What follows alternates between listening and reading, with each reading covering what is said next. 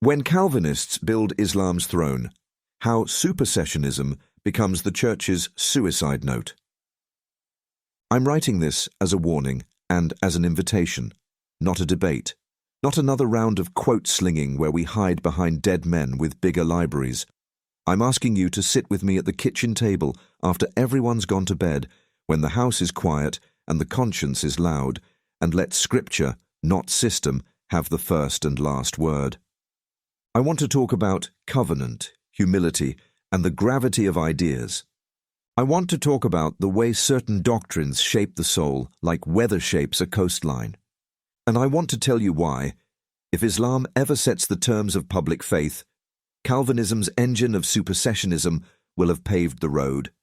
Not because Calvinists worship the same God as Muslims, they don't, but because a certain view of God trains the Church to accept a world where covenant is negotiable, power is ultimate, and submission replaces faithful love. A living room, 2 Bibles, 1 ache. Years ago, after a midweek study, you and I argued Romans 11 until midnight. You kept saying elect, and I kept saying olive tree. You quoted Augustine in Latin, and I quoted Moses in plain Hebrew. We laughed at ourselves, but there was a moment, you remember it, when the laughter thinned and the ache came in. It was when we touched the question under all the questions. Does God keep his promises to Israel, or did he revoke them and transfer the deed to us? You said, in Christ, the true Israel is the church. I said, in Christ, the nations are grafted into Israel. You meant well, truly, but the difference between those two sentences is the difference between covenant and conquest, between the tenderness of God's faithfulness and the cold logic of human supremacy. That difference isn't just theological, it's psychological. It forms a kind of spiritual posture. The psychology of a system. Alfred Adler, the Jewish psychologist who read souls the way a shepherd reads weather, said that the soul is tuned by its style of life, a map drawn early and reinforced daily. At the heart of health, he said, is Gemeinschaftsgefühl, community feeling, the awareness that my life is bound up with yours, that our good is shared, that reality itself is covenantal. Now listen carefully. Theology is a style of life. Preach a God whose decrees are sheer power, whose choices are inscrutable, who partitions mercy without relational obligation, and you train the soul in power logic. Preach a God who binds himself by oath, who bears with a people he refuses to abandon, and you train the soul in covenant logic, the logic of humility, patience, and belonging. Adler spoke of striving for superiority, the human reflex to mask inferiority by grasping for control, status, or certainty. Supersessionism is theology's most respectable version of that grasp. It takes the ancient place of Israel and says, ours now. It moves election like a bureaucrat shifting files across a desk.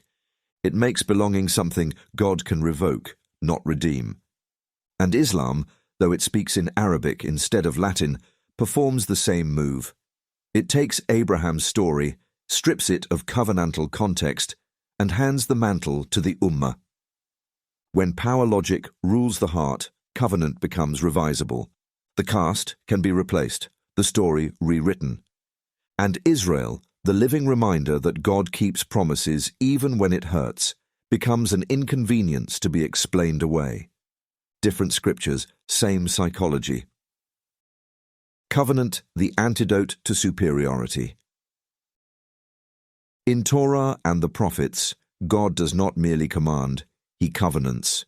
He ties himself to human frailty with cords of faithfulness that outlast empires. I will establish my covenant, an everlasting covenant. Genesis 17. Only if the fixed order departs will the offspring of Israel cease from being a nation before me forever. Jeremiah 31. The gifts and the calling of God are irrevocable. Romans 11. That word, irrevocable, is a sledgehammer to the marble temple of supersessionism. And it is a balm for the superiority sick soul. Because if God is faithful to Israel, faithful beyond deserving, faithful beyond exile, then I can trust him to be faithful to me in Messiah, not because I fit a decree, but because he keeps covenant. Adler called this common sense over private logic. Private logic is the closed circuit of the proud mind, self-confirming, self-contained, self-righteous. Common sense is reality, as God names it, as community affirms it.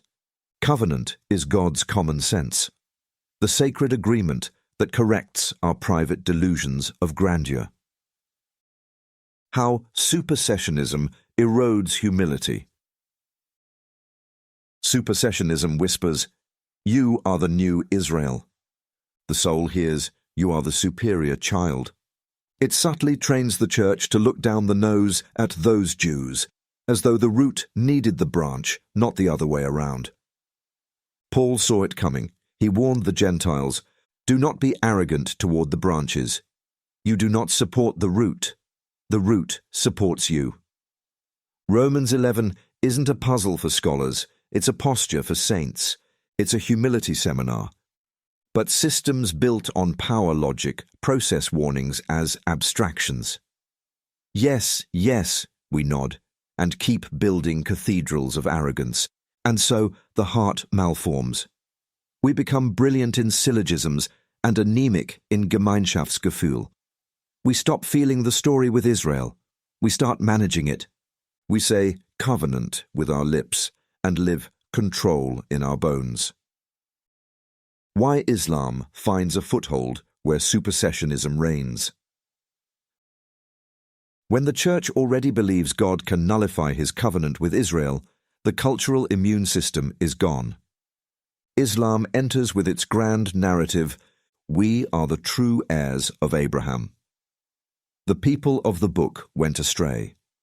God gave the mantle to us, and the Church, trained for centuries to nod at the transfer of election, lacks antibodies. Because, after all, we taught the world that God relocates his promises when people fail. Power recognizes power. Transfer recognizes transfer. The logic feels eerily familiar, even when the language is foreign. I'm not fear-mongering, I'm diagnosing. Ideas have teleology, they move toward ends. Supersessionism isn't a relic, it's a live current that breeds hard hearts, thin community, and spiritual capitulation, the very soil where authoritarian religion thrives. A story about a father. Picture a father with two sons. The younger runs off, the older stays and grows cold. Now imagine a theology that says the father rescinds sonship for the prodigal and adopts a stranger instead. Legal? Maybe. Biblical? Never. The father of Scripture runs toward covenant breakers, not away from them. He restores the son and pleads with the older brother to rejoice. Supersessionism rewrites that story. Islam rewrites it differently. Covenant refuses the rewrite. It keeps the father's face turned toward both sons. It insists on redemption, not replacement. The tasks of life: work, friendship, love. Adler said maturity appears in three arenas: work, friendship, and love. How we contribute, cooperate, and cherish. A church shaped by covenant becomes patient in disappointment, steady in conflict, faithful in promise-keeping. A church shaped by power logic becomes efficient, impressive, and unable to stay. If your doctrine yields a people who cannot stay with Israel, cannot stay with one another, then question the doctrine, not because emotion rules truth, but because fruit reveals root. Read your Bible like a son, not a foreman.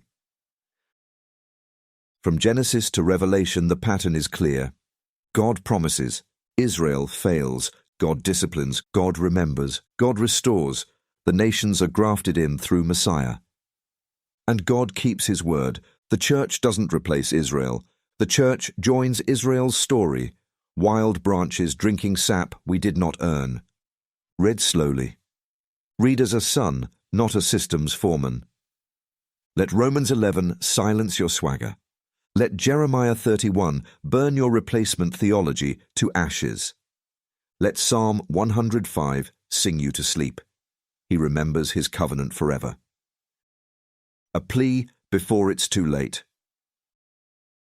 I'm not asking you to stop loving the reformers. I'm asking you to love the root more. Let the Hebrew scriptures tutor your Greek categories. Let Yeshua's Jewishness become more than a Christmas ornament. Let covenant quiet the need to be superior. Because if Islam gains ground, the church that taught the world to accept revocable belonging will one day find the sword it forged pressed against its own throat. And even if Islam never touches us, Supersessionism will still exact its price. Brittle communities, divided hearts, orphan theology, and a witness that cannot keep promises because it doesn't believe God does. Brother, don't be a fool. Not the fool of rage, but the fool of deafness. Read your Bible.